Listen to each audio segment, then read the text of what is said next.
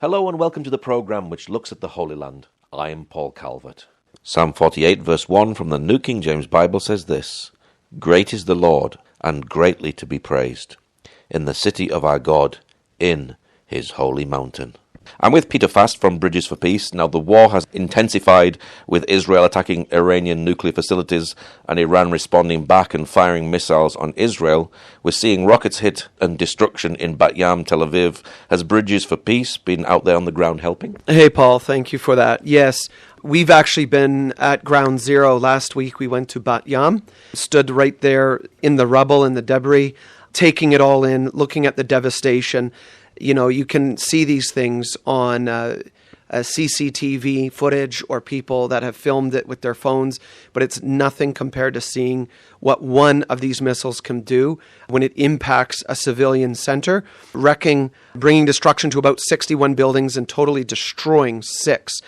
And then hundreds of meters in all directions, you have wreckage and destruction from the aftershock. So destroyed windows, broken shutters, broken doors, businesses, the whole front windows of businesses that have exploded, and then enormous piles of rubble. And being at Bet Yam, I was actually there last Sunday, not this past one, but actually the morning it happened. So just hours after it had happened, we were there on site, and it was just an absolute chaotic scene with hundreds of people there. There was media, there was politicians coming there, there's people filming, there's people cleaning up, there's rescue workers. They had full emergency services set up, the Israeli soldiers stationed around there to keep crowds back, police. It was mayhem, but we filmed there on location. We made multiple videos because we want to help. We want to take action. Have you seen anything like this before? Nothing like that close up as far as what the damage can be done by a ballistic missile.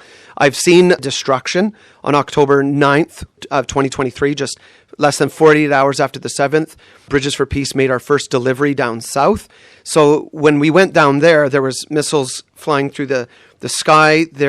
We saw the effects of rockets that had impacted certain buildings, burned cars, things like that. But nothing up close to see that kind of devastation.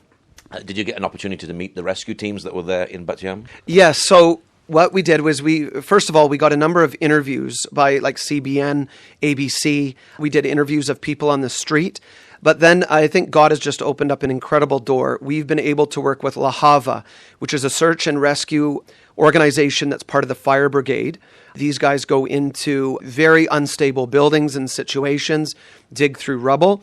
And so we've been providing them special tools. Like in the United States, they have the Jaws of Life, which is like a hydraulic cutting machine that cuts through cement and steel. We also have been donating other special drills and equipment. We've also been working with Zaka. So we have donated multiple drones that are specialized drones that can detect people in rubble and they can fly over destruction sites, as well as we bought a number of base lights. These are large, they kind of get set up with a tripod, have a tower with enormous lights to light up a disaster zone for search and rescue. So we've donated a number of those as well. So this has been a Christian witness within the community, isn't it? Absolutely. And that's the thing, is this whole war from October 7th and then the escalation that we're seeing right now, everything that has happened, missiles, Hamas, all of it, they don't distinguish between who's Jewish, who's Christian, and who's Muslim. On October 7th, we saw Muslims getting murdered, Christians getting murdered. Now, the primary target was Jewish Israelis, and then people being kidnapped from all kinds of nations, foreign workers being murdered in the orchards or shot. So that's the heart of Hamas, and that's the same thing with Iran. When they send ballistic missiles, Iran is not targeting Israeli military sites. They are, like you said, they are shooting ballistic missiles and sending suicide drones into heavily populated cities. Tel Aviv, Haifa, Beersheba, you mentioned Bet Yam, Rehovot, Jerusalem. And with the total, it's on the...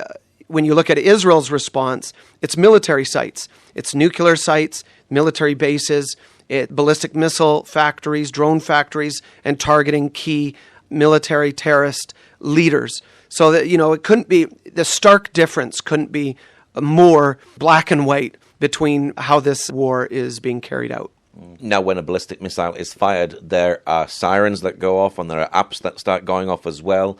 And it's important to actually get to a bunker. Have you been actually giving out bomb shelters as well to help people? Yes.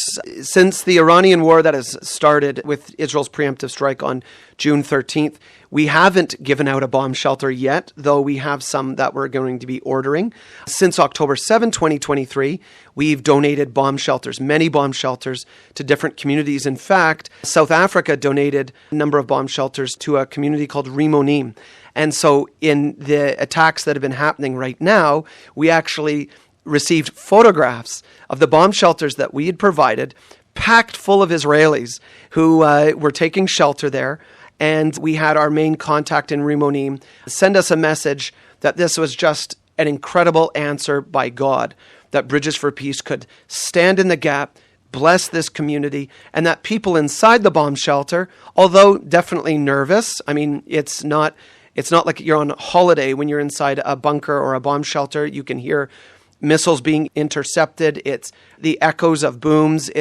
And especially with the reality that civilian areas are being targeted, it's unnerving. However, our contact in Rimonim mentioned to us that these people are... Oh, hold on. What is it? Yeah, Jerusalem's probably going to be targeted. So at the moment, we have a rocket attack? Yeah. We have a rocket attack. The early warning has just gone off. We have potential missiles. So are we actually going to go to a bomb shelter now? Yes, we are. Right. So we've left the bomb shelter now. Is Israel hurting at this time? And are you bringing comfort and love from Christians from all around the world? Yes, Israel is hurt. Like I said earlier, Israel is strong, but even someone who is strong can hurt. So it's kind of a combination of the two. Israel is strong, and they're also hurting. They're hurting from being directly attacked. They're tired as a nation from this being dragged out and the longevity of it. They're hurting from how the world has not stood with them and has been either indifferent or completely against them. And so, though they do know that they have friends. And so that's a big part of where Bridges for Peace comes in. And, we're one organization of many. And we all each have our own networks and our partners and our places of operation.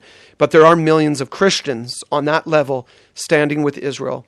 And so we haven't ceased any of our operations. Nobody has gone home since October 7th because of the war. Some people have left, of course, because of the end of their visa or their time, but nobody has left because of the war. And that is actually critical to our makeup. We love and stand with all of the people of Israel in good times and bad times. And at the bad time, when that comes, this is where it really matters.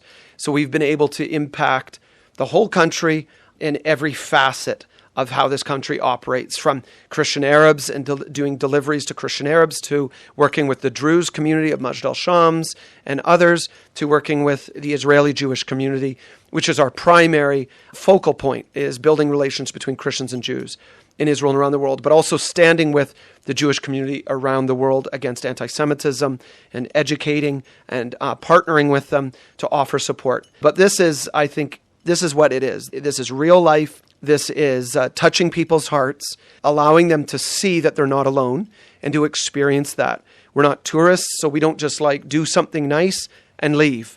We stay here, and I think that sends a very powerful message. What is your prayer for Israel at this time? My prayer for Israel is both in the spiritual and in the natural, of what we can see.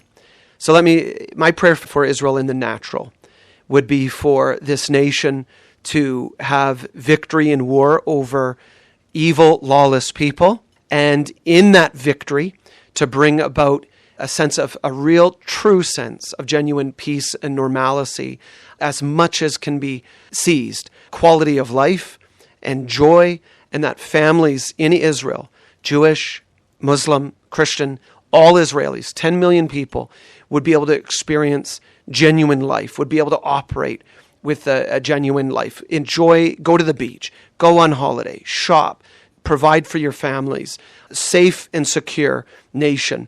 And that also that preservation would extend to the men and women who stand on the front lines to protect this nation. Over 900 soldiers have been murdered fighting against Hamas terrorists in Gaza. And because I don't see Hamas terrorists as normal combatants. This isn't a normal war. And so that's why I choose to use the term murdered rather than they've been killed or fallen in combat. Spiritually, I pray that this nation would turn to God. I pray that God is showing himself. Israelis, millions of Israelis are seeing that. We are seeing the miracles. We are seeing things that shouldn't happen in the natural that are happening. Because I read the scriptures and I see God's covenant with Israel, but I also see, David says in Psalm 121 that the Lord God of Israel neither slumbers nor sleeps.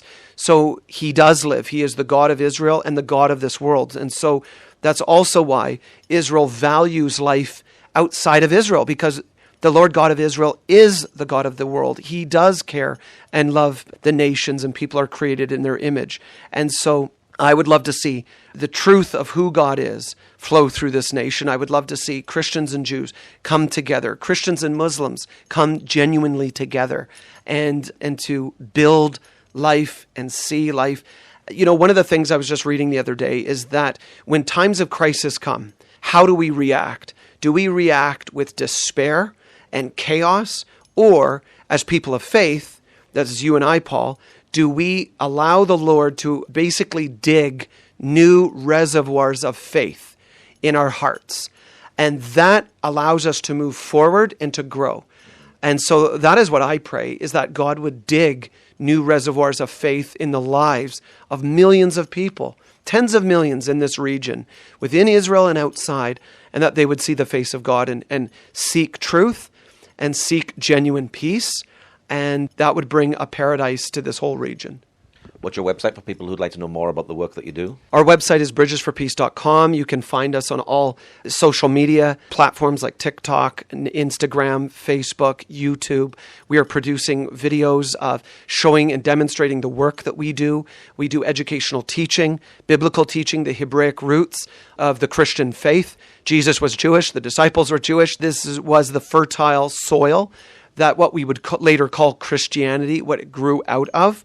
And so we have educational opportunities, volunteer opportunities. We're in 8 nations around the world. But all of this can be found on our bridgesforpeace.com and our social media. Well, Peter, thank you very much for sharing today. Paul, it's been very interesting. I always love you and I getting together and chatting. Thank you for joining us today. Pray that God will move by his mighty power in the Holy Land and bring his peace.